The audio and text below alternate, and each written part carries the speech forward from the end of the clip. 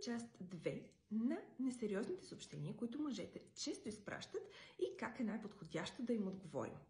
Първата ситуация е: вие сте се разбрали да се видите, но него го няма цял ден. Ни звук, ни стон. Изведнъж към 10-11 часа той се включва с съобщението "Какво правиш?".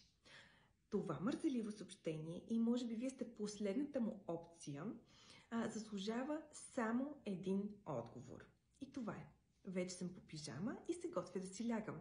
Мислих, че ще пишеш доста по-рано, но тъй като не го направи, реших, че просто си несериозен. Бум!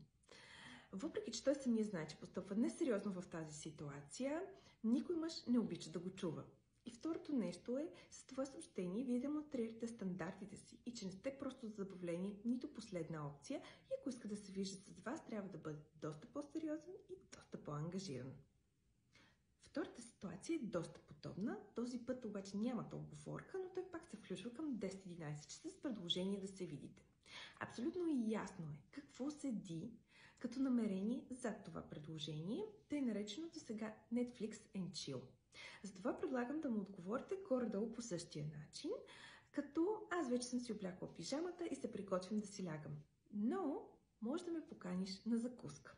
По този начин му показвате отново стандартите си, че няма да седите на стендбай и не сте готова в последния момент и да бъдете последната му опция. А второ, показвате му, че все пак имате интерес. И трето, подхвърляте идеята за следваща среща, но без да го правите твърде директно. Ще се радвам да чуя вашето мнение в коментарите и не забравяйте, follow and save the video, напълно безплатно е.